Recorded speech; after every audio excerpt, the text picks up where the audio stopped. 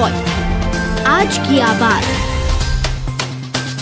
इंदौर नगर निगम के नेता प्रतिपक्ष चिंटू चोकसे ने ग्रीन बॉन्ड को लेकर महापौर पर नाकामी और भ्रष्टाचार का आरोप लगाते हुए कहा है कि महापौर की नाकामी के कारण इंदौर नगर निगम को 54 करोड़ रुपए चुकाने पड़े हैं। इसके जवाब में महापौर पुष्यमित्र भार्गव ने आरोपों को सिरे से खारिज करते हुए कहा कि नेता प्रतिपक्ष की समझ से पर ही सवाल यह उठ रहा है। उन्होंने कहा कि आरोप लगाने से पहले नेता प्रतिपक्ष ग्रीन बॉन्ड सेबी की प्रक्रिया को थोड़ा समझ ले, पढ़कर जानकारी ले लें तो उन्हें समझ आ जाएगा।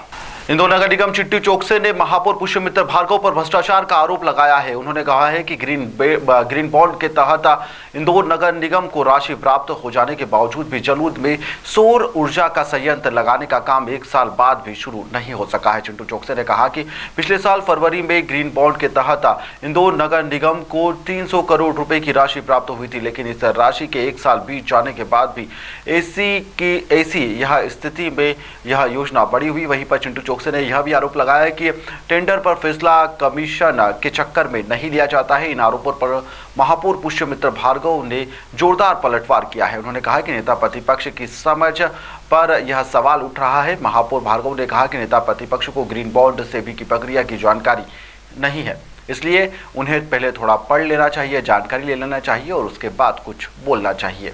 बता दें कि इंदौर नगर निगम जलूद में नर्मदा किनारे सोलर प्लांट लगाने के लिए ग्रीन बॉन्ड इशू जारी करते हुए 700 करोड़ रुपए से ज्यादा हासिल कर चुका है और इसको लेकर अब राजनीति भी शुरू हो गई है। देखिए कि आपको सबको पता है कि पिछले साल फरवरी में मुंबई में नगर निगम ने पहली बार ग्रीन बॉन्ड जारी करे और जनता से पैसे इकट्ठा करने की बात हुई और उस बॉन्ड के पैसे से हम जलूद में एक प्लांट लगाएंगे, सोलर प्लांट लगाएंगे, जिससे हर महीने लगभग 4 करोड़ रुपए की बिजली के बिल का फायदा होगा।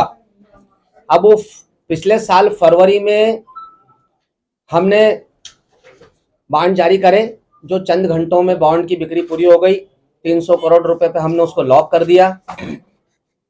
आज अगर उस फरवरी से इस फरवरी की बात करो तो 1 साल से ज़्यादा का समय हो चुका है। 1 साल के बाद में ना तो वर्क ऑर्डर जारी हुआ है, ना कोई काम करने की स्थिति बनी है। हाँ, हम उसके बदले में हर महीने 4.5 करोड़ रुपए, हर महीने 4.5 करोड़ रुपए ब्याज के रूप में या फिक्स असेट पे जो हमारे पैसे जा रहे हैं, मूलधन में जो पैसे आ रहे हैं उससे 4.5 करोड़ रुपए दे रहे हैं। इसे कम से कम 54 करोड़ रुपए आज दिनांक तक हम दे चुके हैं।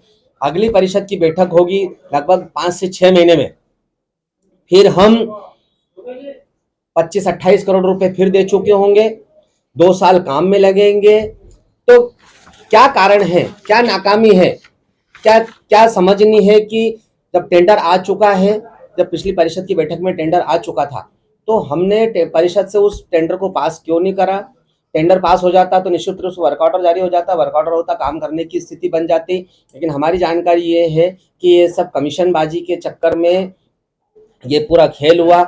इस टेंडर को परिषद में पास नहीं किया गया ताकि नेता लोग अभी 4-5 महीने में सब अपना हिसाब किताब कर लेंगे और 5-6 महीने बाद फिर इसको ओके करेंगे। मुझे लगता है कि मैंने पहले भी ये बात कही थी और मैं फिर कह रहा हूँ कि हताशा और निराशा में बिना पढ़े लिखे, बिना सोचे समझे कांग्रेस की आदत बन गई है आरोप लगाने की।